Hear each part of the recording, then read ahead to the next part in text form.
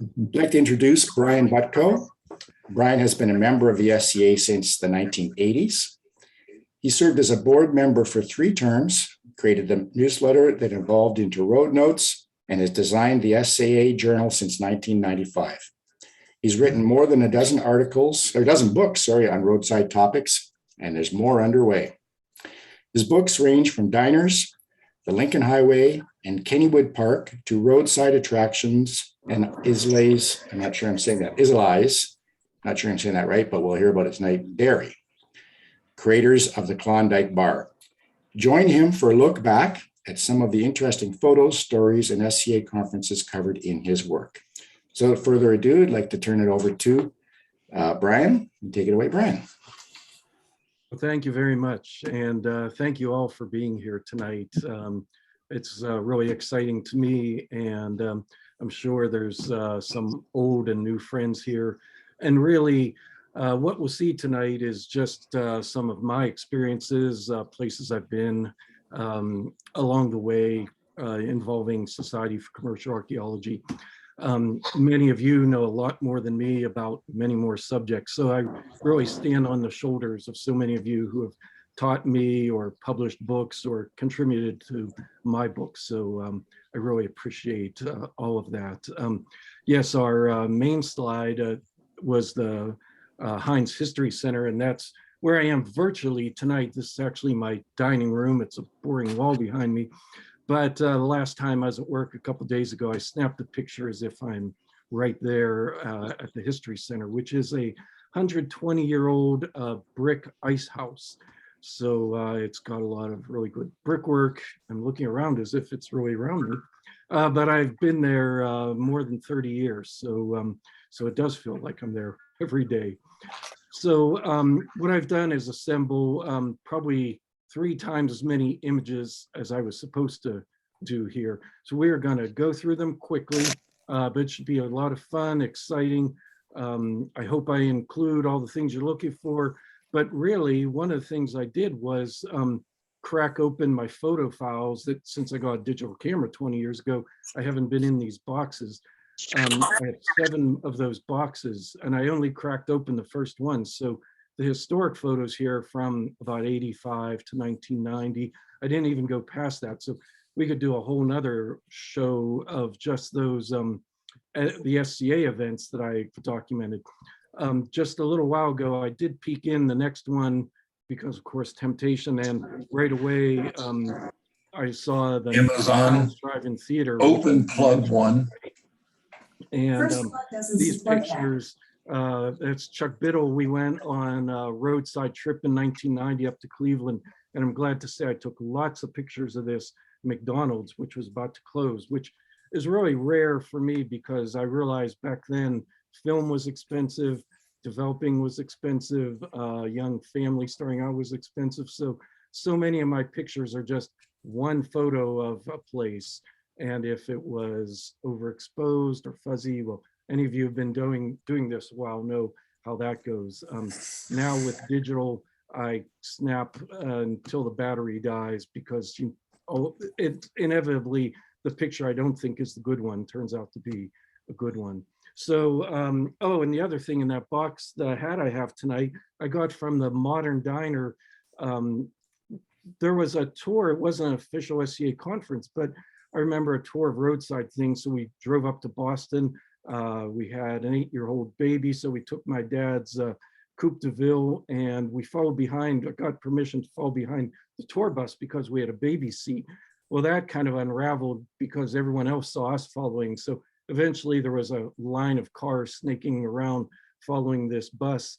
But I do remember in between stops, different people would get off the bus and ride with us. I remember John Bader was there because I was working on the Roadside Attractions book and he wanted to share some of his transparencies of his newest artwork. So the barbecue pig stand got in the book. And so many things like that are already falling away from documentation and from memory. So I'm glad I have some of the photos and so many of you friends here with me. So let's see. As I mentioned, if we go to the main slides, The History Center itself is, you can see, on the edge of downtown Pittsburgh. And the ice house was called the Chautauqua Lake Ice House. They would cut the ice on Chautauqua Lake, bring it down by train car, and put it into that corner entrance that you see there. So the building has been restored and expanded. So it's a pretty fun place to work.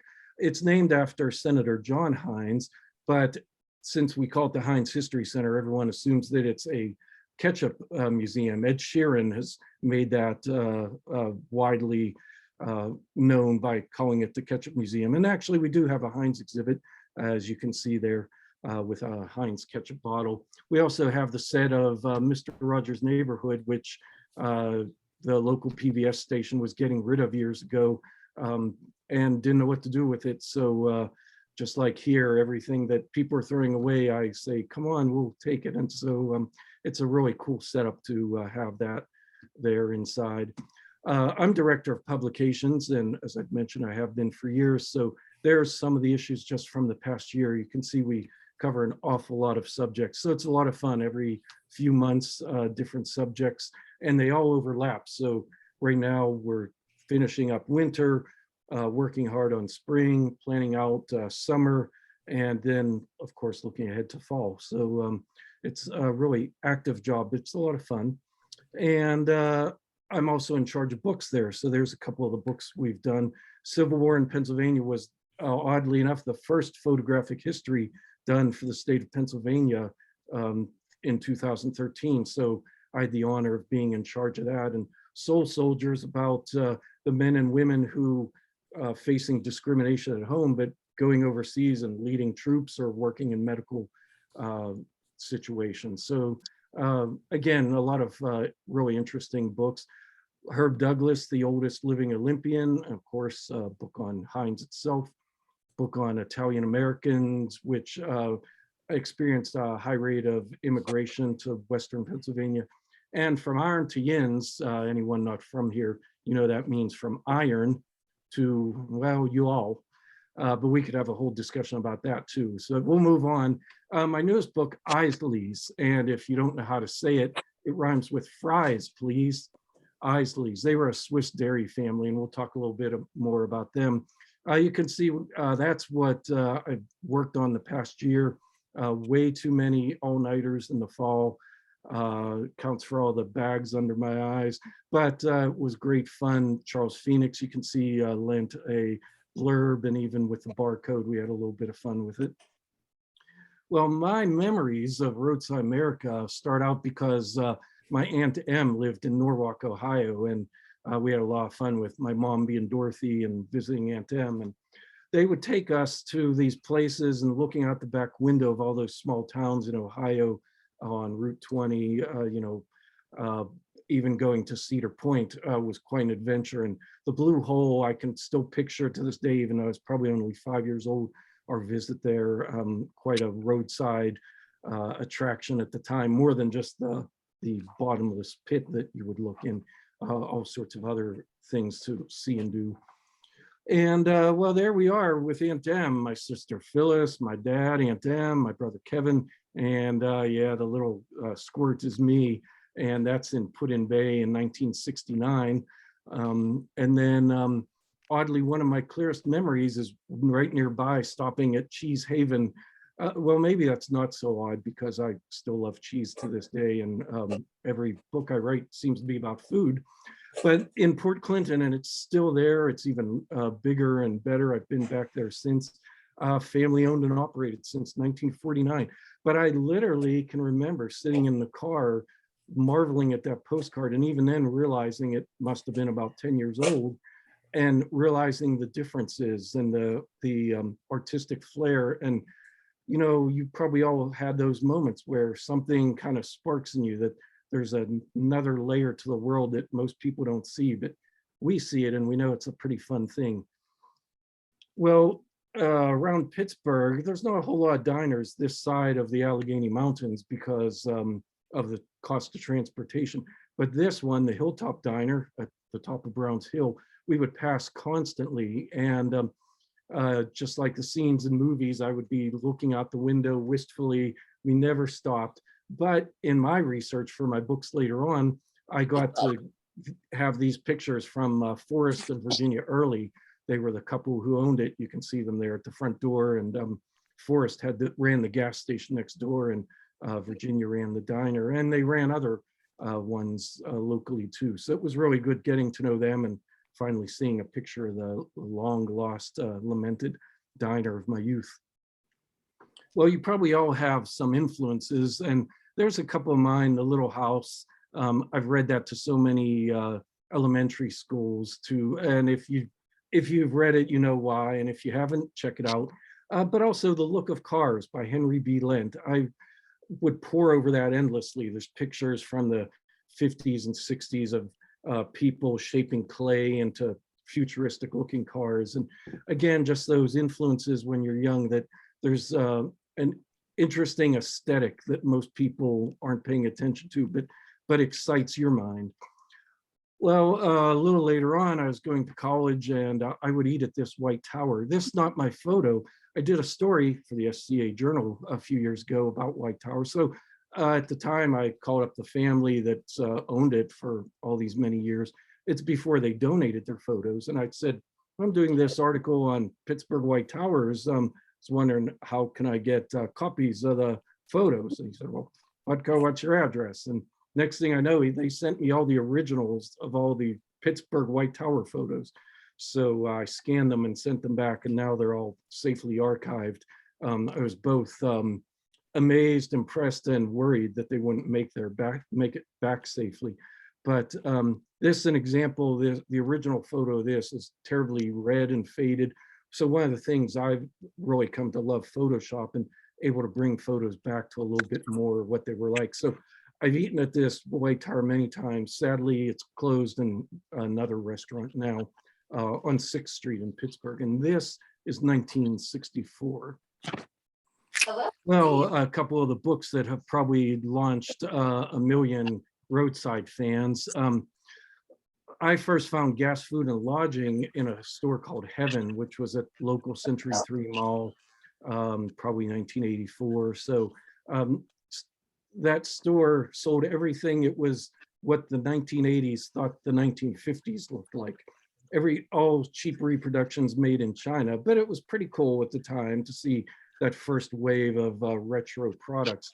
And this book, Gas, Food, and Lodging, was one of them there. And for those of you who have read it, you know, John's gentle text and loving treatment of images and his artwork made so many of us say, we're not alone in this, there are other people out there. And so using his references, that's how I went down to the hall to B. Dalton Booksellers and asked them to find me a copy of American Diner, which I adore to this day, because it took a subject that I liked and one that I now knew other people liked, and it gave it a serious approach. And that really has been my guiding principle all these years. One of my old websites that I have yet to delete, the tagline is "Fun Stuff Taken Seriously." And that's still how I treat it. It's fun. I like student diners, but I also like to learn the histories behind them. And we made real clear in our first edition of Diners of Pennsylvania that it wasn't just the story of retro fun and Potsy going down to the local hangout, that it's about the geography, the culture, the industry, diners as a place and what they mean to culture and industry. So both books were a huge influence, and John and Dick Gutman especially, I can't thank them enough for what they've meant to me through all these years.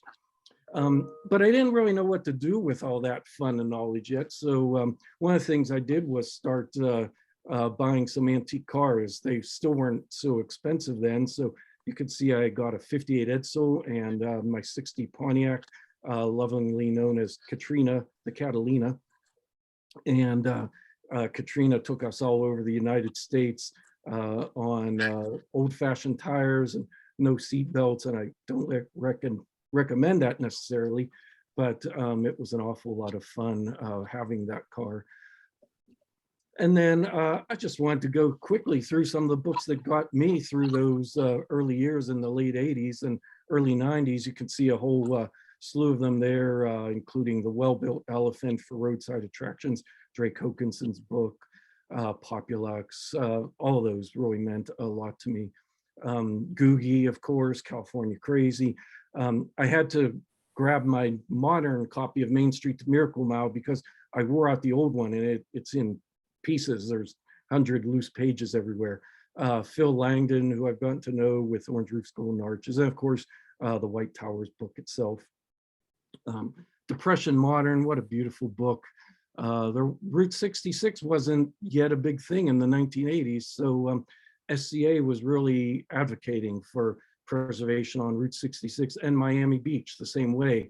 Now we think of it as already rescued and glitzy, but it was really touchy at the time as to whether those buildings would be preserved. And I have to give a shout out to the Coral Court book by Shelley Graham, because years later it would inspire my book on the Ship Hotel along the Lincoln Highway. So let's see what else. The older memoirs from the teens are really what I used to write my Greetings from the Lincoln Highway book, and including that guidebook there that would go for what, $500 on eBay. Well, back then that was the only resource. There wasn't the internet, so that went on my front seat from coast to coast year after year. And I want to give a special mention to Florida Dreams. Jerome Stern passed away many years ago, but it is my favorite non-roadside book. It's really hard to find because it was an art or a photo exhibit catalog by Gary Monroe, but just a fabulous look at roadside attractions without being all zowie, aren't these cool kind of things. So in looking in my box, I found some of my earliest pictures. There's my trusty 77 Monte Carlo at Dean's Diner in Blairsville on Route 22 east of Pittsburgh. And there's the other side before they stripped off all the siding to it. Brothers Pizza up in State College in 1986. Gone, of course, so many of them are gone. And really, as we got interested in diners, we thought they would be around forever, and especially with the diner revival, but as we all know, that just wasn't the case. So I'm trying to figure out what to do with my interest, and there Cliff, the man in the mill in green, a good friend of mine, we came up with the idea, well, why don't we open our own diner? And so this is the Steel Trolley Diner, 1985, out on the Lincoln Highway in Lisbon, Ohio. And we were serious about bringing it back and opening it up. The problem was diners in 1985 did not have the romanticism that they have today. So every landowner, every real estate agent just thought we were crazy. They didn't laugh at us. They just told us to leave. They didn't want any part of opening a diner. And I can't tell you how many people would say, why do you go to those greasy spoons? So it's funny now, you know, the amount of just Instagram groups that feature roadside attractions or diners is overwhelming. It's almost takes away its specialness because there are just so many. But back in the 80s, we were hoping more than just 25 of us would be interested in these topics. And you'll notice also my pictures, they can't compete with some of those really good photographers. I'm a horrible photographer, whether it's my good camera or all my photos now are done with my cell phone. But thank God for Photoshop for helping me out. So we went to Wildwood a couple of years later, and most of my pictures are the beach. I still wasn't in that mode of taking lots of great roadside signs and businesses, but this one is about my best of the boardwalk. I did make a stop at the Wildwood Diner though, and the Liberty Diner on the drive back towards Pennsylvania. So I was starting to get these pictures, starting to investigate the differences between them. And then in 1990, I went up to Cleveland to do some research for a diner article. And I can't recall if I knew this would be there or not, but of course I swerved over and got some pictures of the Miles Drive-In Theater that February of 1990. And then on the road, Harvard Road that goes on into Cleveland, Harvard Avenue, was Golden Pin Recreation. And as you can see, just fabulous. And these kind of places just make your heart stop. Nowadays, you'll be like me, you'll go on to Google Street View and your heart stops for the opposite reason, because of course, long gone, not a trace, not even in the history. And you know, in Street View, you can go back in the history of Street Views and no trace of it. So kind of sad. I really feel for these places that made thousands of people happy for decades, and then they're gone. There's almost no mention. There's one rare advertisement online for this spot and nothing else. And just amazing how that happens. This was a McDonald's that we passed that same trip. Well, as for the Society for Commercial Archaeology, I was involved, got involved after reading the books I've shown you. And in the back, they would say how you can subscribe and become a member. So I did that. And I sent off my dues and I waited and I waited. And I realized it would be a while before I heard back. Finally, it was 10 months later, I finally got something in the mail. I was so excited. I opened it up and it was a renewal form. So somewhere in the SCA archives, there's probably my nasty letter saying, what are you guys doing? Like, oh, the only thing I've got for my membership is renewal form. So Becky Schiffer, board member at the time, called me up and said, well, if you're truly this interested, why don't you join our board and help us? And you've probably all heard that schmoozy line before. So the next thing I knew, I went from not being a member to being a board member. And there we are. There's the next thing that was happening coincidentally was conference in Pittsburgh in 1990. So there's me and Ray Ott and Becky Schiffer at Ray's Hill Summit. And I threw in that postcard that's roughly the same view that what used to be Bill's place. You can even see a little Lincoln Highway marker there in the middle 1928 concrete post. When the turnpike was rerouted in the late 60s, it cut right there. So behind the sign, it falls down to the turnpike. So Bill's would be floating in air nowadays. But the road, the roadbed of the Lincoln Highway still survives. And then that's Route 30 that you see there. And speaking of Becky, one time she sent me a note and said, hey, J. Crew has these shorts out with roadside things. So I went, got them at the local department store, and I'm looking and I think, you know, these look familiar. And sure enough, I looked in John Margulies' book and there's all the signs. So John and I become friends and we would go to paper shows together in Eastern Pennsylvania, or he'd come out this way and try and find things for each other. And I told him about this and he's like, send me those shorts. And I'm like, as soon as I go buy another pair for my own collection. So apparently he did something, sued or wrote a threatening letter, and they resisted. And so the funny part about all this is, any of you who knew John is really protective of his work. Paranoid might be the word. He was just always on the lookout for people taking his work. And it makes sense. There were so few other people pumping out so many roadside images at the time. And so isn't it funny how now, how many thousands of his images are available high res for free online. I even think there's a Instagram account and other accounts devoted to anonymous people just reposting his images. So I have to think somewhere he's smiling down on all of us and our crazy race, and how we're all so protective of our images, and how in the long run it doesn't matter, I guess. So there we are at the Summit Diner, and there's me and John Extel and Bill McLaughlin. And then this picture, if you got your SCA Journal, you would recognize it. John Extel sent this in. That's him in front of the Ship Hotel. And I could see right next to his left ear in the yellow shirt, looks like Rob Foffman. I didn't open up my 1990 box, so all my pictures of the tour must be in there somewhere.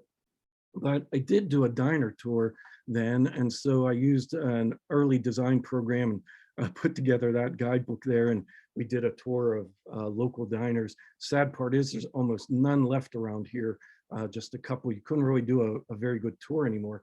But I was also inspired enough to write this article for our magazine, and that features Chuck Biddle's drawing on the front. That is drawn with colored pencils. That's what Chuck does, and just amazing. And forever thankful he gifted me that original artwork, which is about as tall as I am. It's an impressive piece of artwork that we all love. In keeping in line with what I said, we got a lot of pushback back in 1990 for putting a diner on the cover of a history magazine.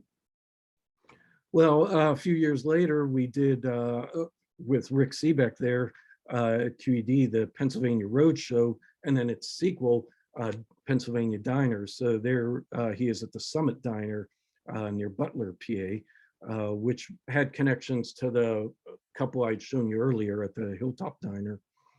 And then about what, 1993, yes, we did a diner tour out near Philadelphia into New Jersey. And there's an advertisement in the back of the journal for the Delaware Valley Diner tour guide. And you can see some of the people at the time: Carol Algren, Joe Ashley. I won't read them all, but everyone there has been a big help. Pete Phillips, Beth Savage, Becky Schiffer, everyone. If you don't know their names, they worked tirelessly to make the Society for Commercial Archaeology a huge success. And the other little thing there, that's my little contribution as a board member. I created the membership directory before the internet took its place. But oh, I put it there because that's the picture there of Squirrel Hill in Pittsburgh at the intersection of Forbes Avenue and Shady, which would be nothing like that today, but it's fun to see that picture from the 30s. Well, I'd better speed it up because we're already near the 8:30 mark. We did an unofficial SCA tour of the Dixie Highway with Nancy Farmer and stopped at Fisher's Camp, which back at the time, early 1990s, it still looked like this postcard from 1940, which, by the way, if you don't know, Catherine Hamilton Smith, board member, clued us all in on the Kurt-type postcard dating system. You can look it up online. The 0 is for the year and the B is for the decade. So that postcard would be from 1940. I hope I got that right. So the SCA Journal, actually the news journal at the time, it upgraded from that white sheet to more of a magazine format. But you could see it was following the trends at the time, just like car wheels and mirrors and trim were going black. The SCA Journal was looking pretty black. So I offered to take over, and there are my first, what is that, 9 years from 1995 to 2004, and still doing it. Thank you all for bearing with me and my own evolving sense of design. But I do have to say, I try not to change a lot, mainly because I like the idea of it honoring its heritage, its continuation, and especially the logo, which just slightly modernized back in '95 from John Bader's original. But I really try hard to keep that logo and other things. We'll be updating the journal this year, but for the most part, we try and keep it familiar and make it welcoming in that way. So there's an example of it. But one of the things I did when I took it over, not only did I straighten out the crazy numbering system, which if you've seen the back issues, they're all over, but I split the journal and the news. So I was actually doing both at the time, the news and the journal instead of the news journal. And as we mentioned, the news eventually evolved into the Road Notes news, which just today are the Road Notes. So let's see, let's quickly go through some of my books. Pennsylvania Traveler's Guide, and there's the Lincoln Theater, which you can see the orange part was the original, and then when the wider screen movies came in, they added those wings. That was east of Gettysburg, and that was about 1995. Shortly after that, Kyle Weaver, who many of you know from the SCA board, was at Stackpole Books and asked me to do first Roadside Giants and Roadside Attractions. The whole idea was that some of the books out there had conflicting information, and the internet, which was just getting started, had so little that we wanted to put things in print. The problem was within a year or two, the internet was filled with information and people just wanted to know, what wacky place can I go? How do I get there? They really didn't want stories or all the information we were finding. And so they're an odd relic of their time. And so I'm extremely proud of them, but I'm not sure they're welcomed among modern readers. But going back in them, I really like them, and especially Roadside Attractions. I invited many friends to give their impressions, like John had written about his memories of the Georgia pig stand, and a couple dozen other people wrote little vignettes of what they remembered of these places. So there's my family. There's Sarah, my wife, when she was young at Chico's in Richmond Hill, Georgia, about 1970. And then there we are at the Coney Island hot dog stand in Conifer, Colorado. It's been moved to Bailey now. And then at Mark Klein's Dinosaur Kingdom, which had just opened. That picture is from 2006. And as some of you know, the dinosaurs versus Civil War soldiers and his haunted mansion next door were burnt, as was his enchanted studios at a different time, by people, local people who are a little afraid of his artwork, shall we say. There's the studios, which were burned at midnight in 2001, and there he is inside it. And then the next morning we went back, and he drove us over to Foamhenge, Natural Bridge, Virginia, 2006. And he wore that Onk shirt, and he jumped out of his truck, and that's when it ripped. But that was not posed at all. He just got out, and that's how ecstatic he was about his creation, which has been moved because Natural Bridge became a state park. But it's been restored and still survives down in Virginia. So as you can imagine, through the years, we hit all the standard places, the Mitchell Corn Palace, Harold Warp's Pioneer Village, south of Kearney, Nebraska. We stayed a few times at the Satellite Motel in Omaha. The kids got a kick out of all the rooms face inward, so they're all pie-shaped, not your average shape for a room. Santa Claus, Indiana, and the Jackalope in Douglas, Wyoming. Lakeside Park, if you haven't been there, just in Denver, northwest of Denver, astounding park. I remember this coaster for cracking a rib on it, but when you're on a roadside trip, there's no time for the hospital or getting sick. You just wrap some tape around your ribs and keep going. The hurricane later that night, just stunning neon. And then we went up to Mount Rushmore. There's the Rocket Motel in Custer, South Dakota, still going strong. SCA visited Wall Drug and South Dakota, the Badlands and Black Hills. We had a conference there, so that's when we stopped at Wall Drug and the Badlands Ranch Store, and of course Dinosaur Park, built in 1936 to attract tourists, and it worked on us. South of the border, of course. And then Kansas, the first time we crossed was on I-70, and if you've done that, you just it's no wonder people talk about the how uninteresting, shall we say, some of the Midwestern states are. But I love the Midwestern states: Kansas, Nebraska, South Dakota. And this time we took US 24, which is just incredibly beautiful, and there's hills and trees and lakes and the largest ball of twine. So we loved it. And in Lucas, Kansas, well, right before we got there, we called up Erica Nelson and said, sorry, we didn't arrange ahead of time, but might you be there for us to stop in? And so she graciously dropped everything she was doing and showed us around her world's largest collection of the world's smallest versions of the world's largest things, traveling roadside attraction and museum. So there's her old van there, and she's pointing things out to my daughter. Then, of course, we took Route 66 a few times. There's the Rock Cafe in Stroud. As many of you know, Sally from the Cars movie was based on the owner, Dawn. The Uranium Cafe in Grants, New Mexico. TP Curios in Tucumcari.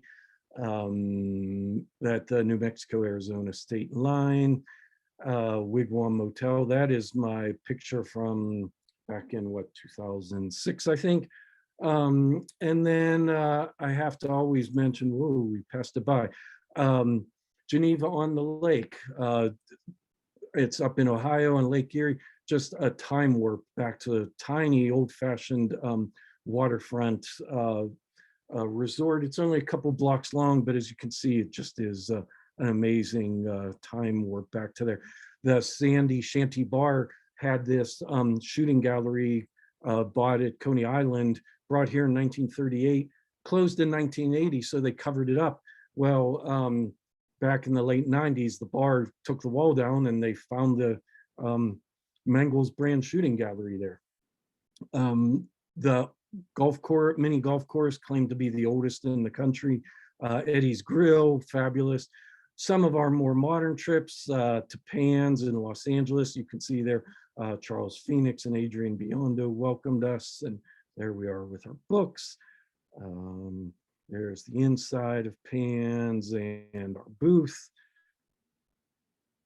And of course, they pointed us to some of the best places like Circus Liquor, Bob's Big Boy, the Met Pit Stop, where they're just filled with Metropolitans on display, and ones are restoring. And of course, the Downing McDonald's from 1953, the oldest surviving one now, Randy's Donuts, which back when I was doing my Roadside Giants book, they climbed on the roof and measured the donut for me because there were so many conflicting measurements out there. Well, 2 years ago, my daughter Natalie got an internship at Disneyland and asked me to drive out her car with her. So we took the Lincoln Highway, Route 66, and you can see there we are at Kensinger Station on the Lincoln Highway in Grand Island, Nebraska, 1933. We stopped in Manitou Springs, which my family's been to many times, because if you've been there, they have a giant outdoor arcade. Well, the buildings are inside, but you walk outside between them with hundreds of vintage pinball machines, arcade machines, video games. One of our favorite stops in Albuquerque, the Frontier Restaurant. Of course, in Holbrook, we stopped at Joe and Aggie's. And then for the night, of course, where did we stay? But back at Wigwam Village, there's our little cabin. And if you've ever stayed there, I was outside every 15 minutes because the light was constantly changing. But inside too, the showers have an awful lot of angles to them. There's my family, my aunts and uncles at Wigwam Village number 2 in Cave City, Kentucky. Thought I'd throw that in there for you. Of course, on the way to California, we stopped at the Cabazon Dinosaurs. And at Disneyland, there's a photo of Cars Land. Really is like you're stepping into the movie. Well, let's see. Let's quickly go through Kennywood, an amusement park that I could walk to. I never thought I'd write a book because there are other books, but I'm now working on my third one about it. There's just so much to love. You may have seen the park in the 2009 film Adventureland with Kristen Stewart and Jesse Eisenberg and Ryan Reynolds. Here's some of the things in it. Of course, these are vintage photos. The Haunted Hideaway is the old mill still there. The Racer is still there, although it's actually been restored to its older facade. The Lagoon and Jackrabbit's still there. The castellated La Cachot is gone, but this beautiful stand, the Lucky Stand from the 1920s, is still there. And well, there's when Charles Phoenix came to town one time. There's some of the pictures we took 3 years ago with Bob Greenspan. And my second book on Kennywood, Luna, you can see on the left, that's Lost Kennywood. It's in Kennywood, but it honors Luna Park. And the founder of Luna Park, Frederick Ingersoll, claimed to, not only did he build Kennywood's early rides, he claimed to have thought up the Luna idea that was at Coney Island. Well, my newest book on Isley's Dairy, there's an old Isley's Klondike. They invented the Klondike bar, so that's what most people know them for. As we mentioned, they were Swiss dairymen. There's a Swiss dairyman. And here's a map from their peak, 1939, with their plants stretching out from Pennsylvania all the way out to Iowa. How'd they do it? Well, they made the ice cream and they decided, as you can see in this photo, to sell the ice cream there. Well, they said it's going so well, let's build this substation. Literally, it says there, substation in Mansfield, Ohio. And so you can imagine there's no middleman to take profits to let the products go bad. And so they quickly expanded. So this view from the 1930s, although they would custom build these ice cream cabinets, and there's some of their flavors with these cartons from the 60s, 70s, and 80s. And they're most famous for this, the skyscraper cone, which was the same amount of ice cream, but it just looked like you were getting a lot more. And every time that opened a plant, everybody got free ice cream. So all these kids are enjoying it, except the one boy up front there feels like must have a cavity, it's hurting his tooth. But this is the plant in Akron, Ohio. And there we are in, was someone trying to say something? I was just going to say that I haven't seen, some of the photos are appearing as black on my screen. I don't know if that's happening for others. Oh, that's bad. Are we having some lag? Yeah, there's two so far that have just been black. So let's keep going. You've got about 5 minutes left, Brian. So hopefully you can get us through isoles and maybe touch a few other things too. Okay. But don't worry about the black. There's only been two so far. Okay, so there's the Pittsburgh plant. And it was on the Boulevard of the Allies. So they made products named after the plant. To Pittsburghers, to people in Ohio, Pennsylvania, chipped ham is the big product. It's simply pressed ham that is sliced super thin. But their storefronts, they wanted something better than white brick that they thought looked like a butcher store. So as you can see, they made these fabulous storefronts in the 1930s. And everyone always thinks that's Bob Barker at that storefront. There's just a couple of the interior views to give you an idea. That's Zelienople, Pennsylvania. They even had their own band, the Isley Swingsters and the Isley Swiss Misses.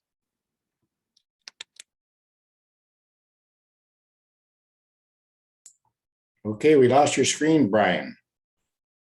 We're back to, are you there, Brian? Brian, hello? I think maybe we've lost Brian. Let's see if he rejoins. Interesting. Oh, okay. I'm going to send him a quick email and hopefully he'll join back up again quickly. We lost him at chipped ham. Yeah, maybe he's gone out to get an isoles. Who knows? While we're waiting, do folks know how to get his books? Are they on Amazon? I prefer not to buy on Amazon if I don't have to. Can we buy direct from him? What's the do y'all know? I want every single one of his books. I think if you just go online, Stephanie, and hunt for his book, I think Barnes and Noble, I'm sure Powell's would have it.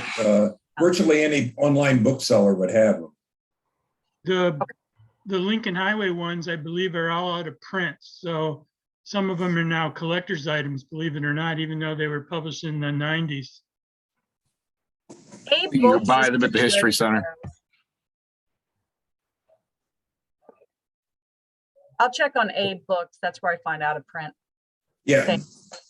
Yeah. I buy a lot of books from Abe's. They're good. Yeah. I just want everything he's done. You have a thick checkbook? Right.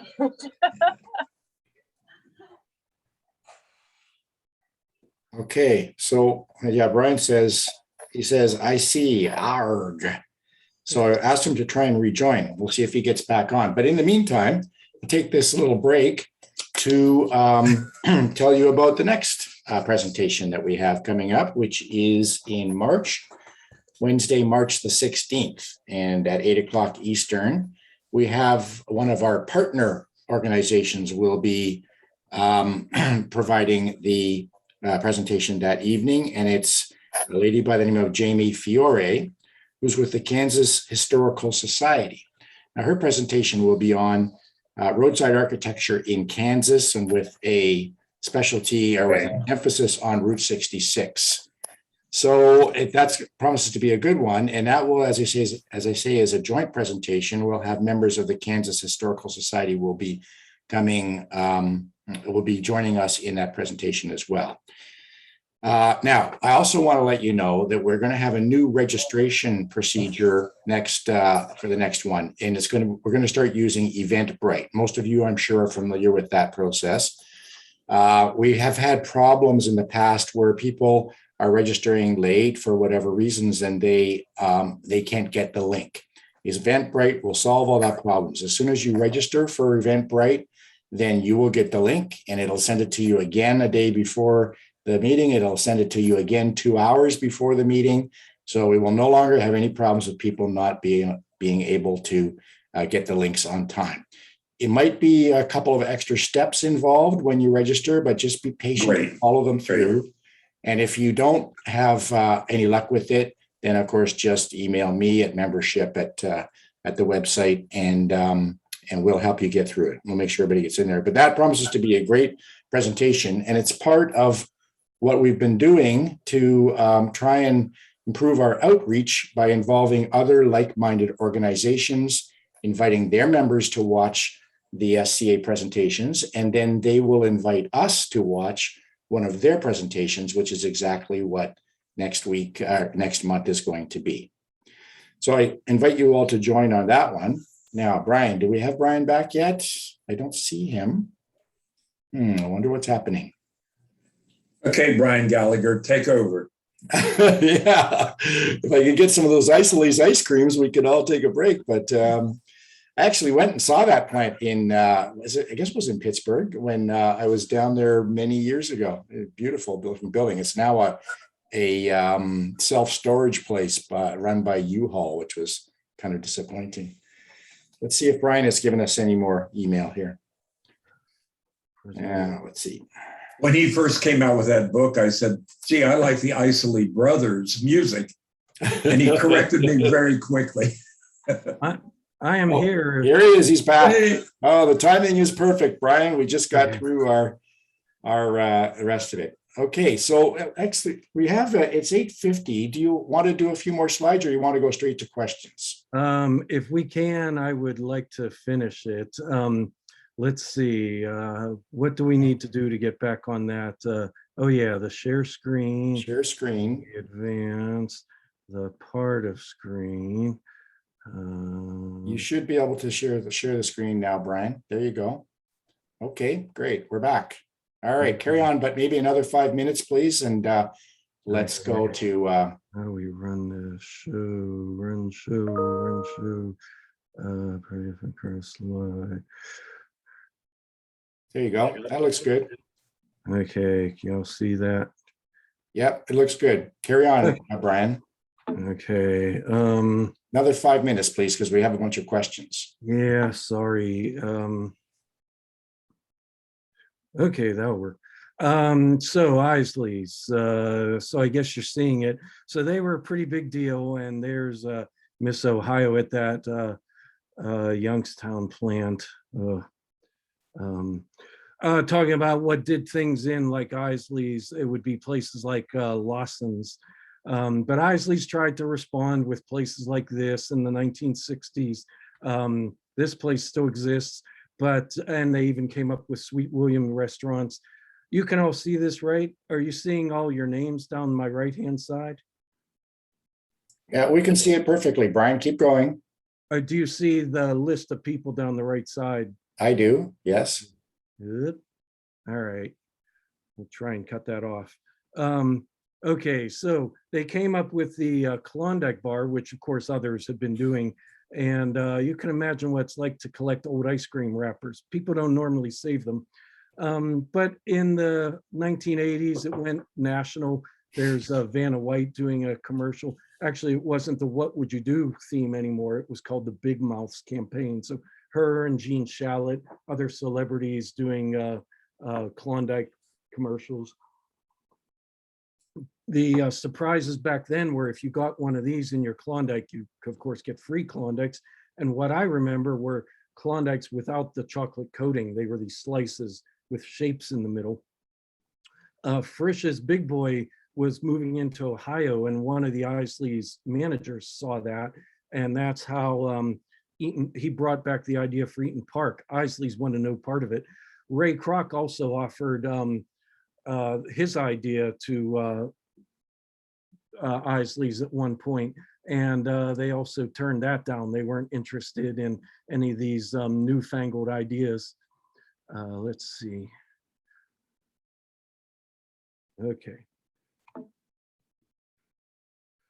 So there's a couple stores left, but no official Isley ones yet. They just make these products, and someone else, another company, makes chipped ham nail polish for those who are nostalgic.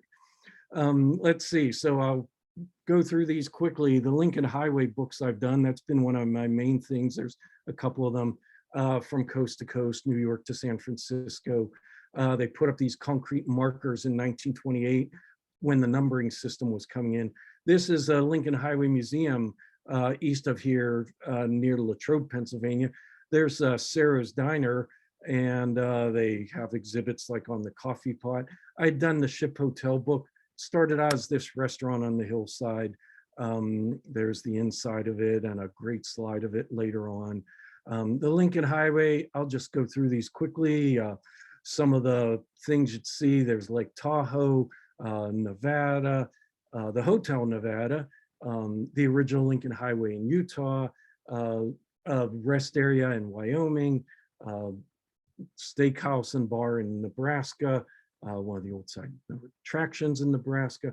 This is still there, this beautiful grocery store in Woodbine, Nevada, which is famous for its brick Lincoln Highway streets. Nyland's Cafe, a one-stop where you could get gas, food, and lodging. And as you can see, two of them still operating and the gas station restored, but not operating. The Lincoln Highway headquarters in Franklin Grove, Illinois, Northgate Shopping Center, west of Chicago. You can see following the Lincoln Highway can get a bit confusing. Cheese House, I'm still at Cheese Houses on the Lincoln Highway, and the wonderful brick roads in Ohio because of the ceramics industry there, which that's right across from Ohio, Chester, West Virginia, the ceramic teapot industry. Now into Pennsylvania, some of you know Mr. Ed's, the coffee pot in Bedford, and there Olga Herbert, who helped save and move it. Dunkel's Golf, which has got to be the greatest roadside attraction. Third generation, still running it, still pumping gas, still the original Art Deco architecture. The Haynes Shoe House, of course, near York, PA. And they knocked down the Lincoln Highway garage in York, but they built this honorific turkey hill to it, the Dutch Haven and Fraser Diner. And so we move in towards the end part of our show here. Diners of Pennsylvania, written with Kevin Patrick there at the Sarah's Restored Diner. And I just found this photo 2 days ago, snapshot of Sarah's all iced over. Kyle Weaver, the co-author of our newer version there at Gatto's Cycle Diner. There it is back when I saw it before it was restored in Butler, PA. There it is now. It's having trouble reopening because they can't get permission for people. They don't use the front door, they use the back door, and they're not allowed to have people go to the restrooms or enter through what's called the kitchen area between the counters. Back at Dean's Diner, there it is. Kyle and I went there. Some of our photos from that trip. Summit Diner in Pittsburgh, and Scotty's Diner in Wilkinsburg. Now it's a Pepe's Sub Shop. The Park Dinor, one of my specialties, researching Dinor spelling. That's up in Lawrence Park near Erie. And the great part is we got to see lots of old photos when we did our books. Fegley's Reading Diner, that's now been saved and moved nearby to the Transportation Museum. A beautiful transparency from the Milford Diner. Early view of the club car in nearby McKeesport, where they're putting on that roof. I want to tell them, stop, stop. And our latest restoration nearby, Dolly's Diner, that just got moved down the road on North Apollo, Pennsylvania. They're working on the roof. There's the inside, which had all its original equipment gone. It was a video store for a while. So they're trying to find the original equipment to bring back in it. Finally, to wrap up, I think I have 5 books underway. The big one on Kennywood, that's the color image of the rotor. A story about Japanese internment in California, which I would love to tell you the story, but we're out of time, so I can't. but his parents owned a hotel. He lettered in tennis. He loved cowboy movies, but of course got carted off to a internment camp because they were, even though they were American citizens, they were Japanese. With Sue Morris there, doing a book on aviation, the men and women in it. We're really excited about that. Bettis Field was replaced by the Allegheny County Airport, another place I can walk to that had a big influence on me when I was young. As you can see, it's been well maintained. The story of the Boy Scout trip in 1928, that the 4 Boy Scouts there crossed in the back of this Rio Speedwagon. Back then it wasn't pronounced REO. The band changed that. It was a Rio Speedwagon, named for the Ransom E. Olds. And Bernie Cano, third from the right, became a longtime friend of mine. And so we have great documentation for that. And finally, a novel on the Quarry, which is a local place about to be bulldozed for a new highway. And there's Kevin Patrick helping me to find out the background of the quarry. So you can look for all those books and more. Thank you for your patience. Sorry for the blackout. Even I'm not sure what happened. I think my computer overheated from too many images, too fast, I don't know what, but thank you. And now I'll answer any of your questions. Okay, thanks you, Brian. That's an absolutely excellent presentation, despite the few little technical glitches, which actually we were able to fill in the time giving it an advertisement for the next presentation in March. So that worked out good, saves more time for questions. I'm going to ask Stephanie to come online to ask a question that she thinks. But just Stephanie, just before you ask it, Brian, there was some comment while you were away about where can you find your books? Where can people buy them? Do you have any tips for us? Oh, sure. Well, the earlier books were published by Stackpole Books when Kyle Weaver was there. So they're in all bookstores and Amazon. Some of my newer ones by the History Center. Some are on Amazon. They can all be ordered from bookstores, or Heinz History Center, where I work. HeinzHistoryCenter.org has them. All my accounts, all my social media accounts are in my name. So if you want me on Twitter, Facebook, email, Instagram, I'm just Brian Butko, and you can always ask me, and I often will put links there. So they're pretty easy to find. Okay, Thanks for thank you. asking. By the way, I'm really enjoying the chat, which I will forward to you later, because, for example, Kim B says, "Fabulous and interesting presentation, Brian. Thank you." Feels like she's talking to me rather than you, but that's okay.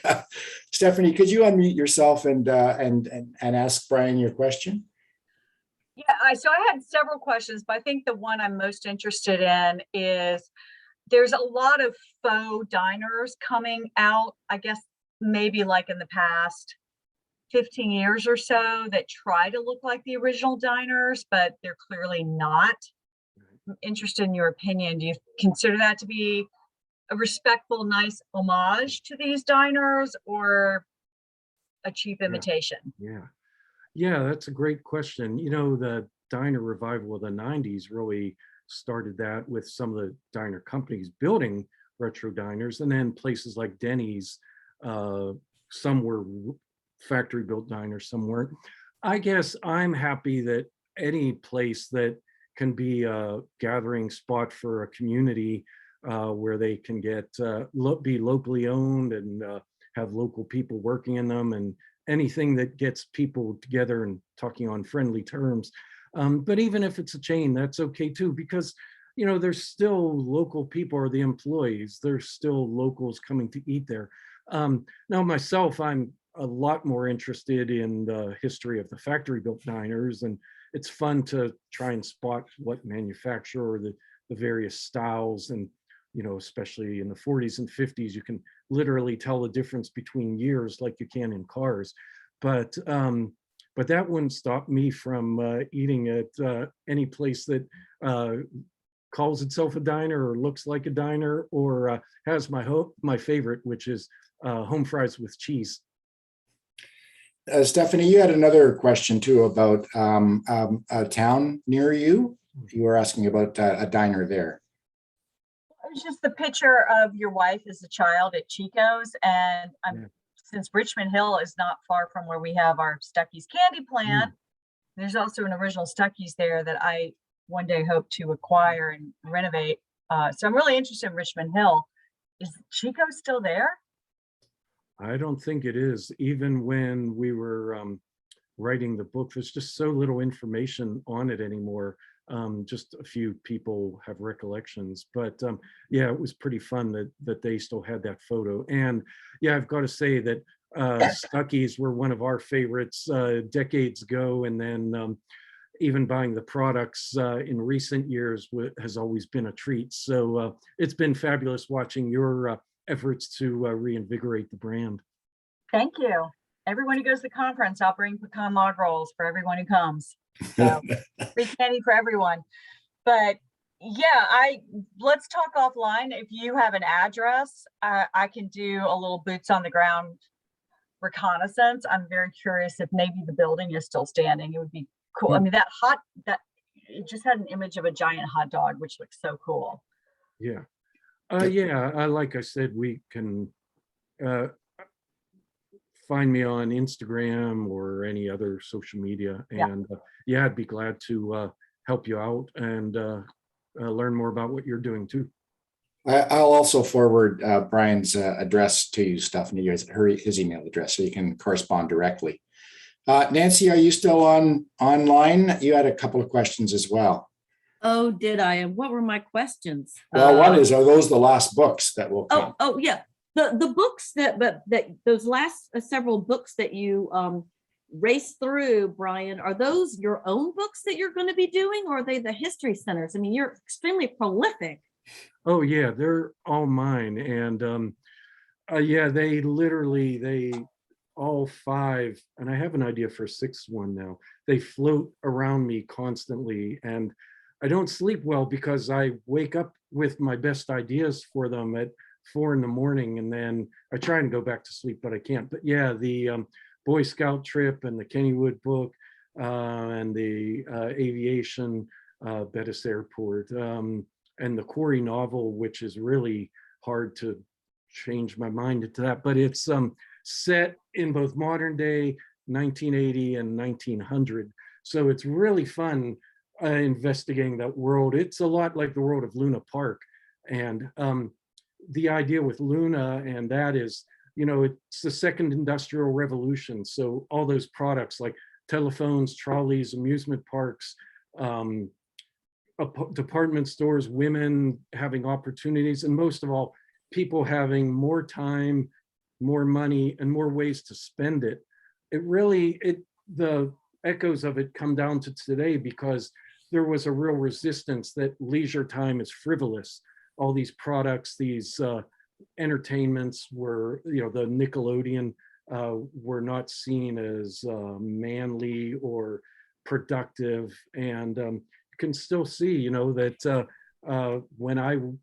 even today, if my interest in diners and neon signs, well, that's not serious history, you know. So it's an interesting split in how people look at that. So it's real fun to sort of recreate that world and live in it. It's a nice place to escape to, but I'm glad I don't have to live there. Splendid. And actually, my other question was the Isley. I feel like SCA went to one in Columbus, Ohio. Is there one still maybe in Columbus? I feel like we've been to one. There was a plant, it's been knocked down long ago, but I was at the Columbus conference where we went to the Wendy's and the White Tower. Yeah, I was there. Factory. Yeah, that maybe we're thinking of the White Tower. Okay, But I don't think, oh, well, there was an Isley family member had an Isley's in German Village. That's what I'm thinking of. That's Okay, it. yeah. Thank It's you. a Starbucks now. We actually went to their restaurant. Some of us, on that tour in Columbus. We went to Isley's. The sign said birthplace of the Klondike bar. That's right, Joel. It I was a remember diner. that. We had fried bologna sandwiches or something. Yeah. People that don't eat those things. in Philadelphia. I don't remember going to the Isleys, oddly enough. I remember the bookstore with like 27 rooms is across the street. And I remember going to the bar up 1 block away, but I don't remember actually doing my research, which is typical for an SCA conference, I guess. Well, I thought Thank it was you. in the brochure that promoted the conference because that's why I went. I wanted to go to the birthplace of the Klondike Bar. Wow. And that was Well, advertised, and Len Davidson and I went from Philadelphia. Yeah. Well, that conference was about how many headquarters were in Ohio, and certainly the Isleys started in Ohio, but I Got don't it. remember it being a big part of the conference, but boy, And it was I'd be White embarrassed if Castle, I- not White Tower. I'm sorry. We what? went to the White Castle factory, Right. Yep. not the White Tower factory. Right. And that's where I have my White Tower mug, and I never have figured out what this skinny one is for. And we went to the metal house. Right. Yeah. The Lustron. house. Lustron. Okay, Brian, we have a question from Tim O'Brien, who's still on the line, and he says, how do you have so much time to write? Well, usually I have coffee in both these mugs. It's funny. I'm not a born writer like some people just have to write.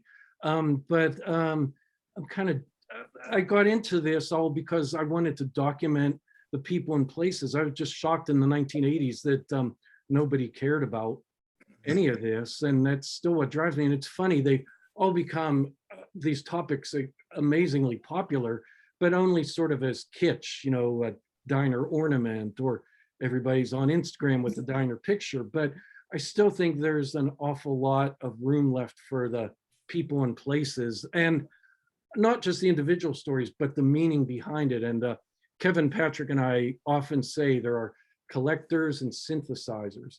Most people are collectors. They collect every mug, or they want to photograph every bridge or every McDonald's, or they collect every postcard. But I have enough junk. I want to synthesize it. I want to figure out what that means. Why were diners downtown a century ago and at the fringe of a town in 1950? And what did that mean for the people and the means of transportation? What did it mean for the factories? How were they delivering them? That sort of behind the scenes is what interests me. And I'm excited about it. I like to share it. And so luckily I like to stay up late when it gets quiet. If you ever want to contact me, about 11 o'clock at night is when things get quiet, and I'm always on my computer. Brian, this is Tim. I appreciate what you do. I'm envious of your passion and your energy. And as from one writer to another, I want to thank you for your support on my books as well. Yeah. But I just don't have that energy that you have anymore. I can't. At 11 o'clock, I'm way gone by then. Yeah, well, it's a lot harder for me at 7 in the morning, staying up till 2. And really, with the Isleys book, I did a whole bunch of all-nighters. And let me tell you, that used to be fun when we were teenagers. It's bad now. It is not. I do not recommend staying up all night. But I can make it till 2 or 3 and still be up at 7. And I don't know, maybe it's just I need to do it. I need to document these things before they're gone. And OB22 again. We took these pictures 20, 30 years ago, and now they're all archival documents. So it's a constant race to do this before it's too late. We have a question from Susan Hollander. I'll just answer it quickly. It says, Tim, what's your last name so we can look up your books? And Tim's last name is O'Brien, O''Brien, I think that's right, Tim, or can you give some advice as to where you can find Tim's books? Well, thank you, Brian. Amazon. Go to Amazon and look up author's page, and I have 17 books listed there. So they're all available on Amazon, as well as Barnes and Noble. Oh, that's great. Thanks a lot. Thank you. Sorry, I don't have an answer for that. Well, it's getting a little bit late. We're running over our time, but we'll take a few more questions or comments. Anybody have anything they'd like to ask of Brian or anybody else, or comment? Question for Brian. It come through? Yeah, I can hear you, but barely. Please speak a bit louder. Hello? Does anyone in this group have information on the fate of the Gap Diner. It's been closed for several years and it's just sitting there rotting away. Did you hear that, Brian? Yeah, the Gap Diner. Gap Diner. Yeah, that's the case with a lot of diners. That the problem is that diner owners don't see them the way we do. If almost all diner owners would rather just knock it down and start over with modern equipment. And you know, I can understand it. I love old cars, but I don't want to drive the freeway in a 50, 60-year-old car daily because of the risks and lack of parts. And so the same with a diner, that every year there's advances and there's codes to meet. And so once a place closes, it's getting harder and harder to reopen it. But often they realize that the building has some value. They just don't know what to do with it because there aren't a whole lot of people out there saying, oh, here's my $50,000 for your decrepit diner. You know, so it's really sad. I'm sure all of you are the same way. It's heartbreaking to see diners weekly being bulldozed. And that's why I think we celebrate so many successes. Thanks, Brian. Any other questions before we, Peggy has a Yeah. question. I have a question, Brian, about the Luna Parks. The Great Lakeside Park outside Denver, which you had two terrific photos of, was originally a Luna Park. And I know several others were too, when the whole illumination came to be an achievement. How many Luna Parks do you think there are or were? Well, the last time I looked at Wikipedia, they have the story wrong. Frederick Ingersoll only built a few, maybe a half dozen Luna Parks, and then the name was adopted to mean amusement parks. So there were dozens built around the world. At least one survives in Australia still, but none of them were official Luna Parks, which may not mean much to the general audience, but to a researcher, they're totally different things. So there's the original in Coney Island, then there's Ingersoll building it in Pittsburgh, and it's a fascinating story, but he only built a few before he went bankrupt, and all the others were imitators. They were just using the name. Okay, time for one more. Any more questions or comments? I just wanted to say the White Tower chain was mentioned a few times. There is a book out on White Tower, which I thought I had close to where I'm sitting, but it must be downstairs. That gives a history of the company and illustrations of about 100 different locations. Yeah, it's a great book. It was in one of the slides, there was a picture of it, and it was an inspiration to me back in the 30 years ago, and then was a big help when writing my article for the SCA Journal. So yeah, thanks for mentioning it. It's a beautiful book if any of you can find it used now. Okay, thank you very much, Brian. I'm going to end the presentation tonight now. I'd like to thank you, Brian, for a top-notch presentation, super interesting, and also all of our viewers with their comments and interesting questions. But on top of that, thanks from everyone for your work on the journal. It's just, as soon as that hits the mailbox, I devour it. It's visually beautiful and fascinating to read. Now, there's a lot of very nice compliments in the chat for you as well, which I will send to you after the presentation tonight.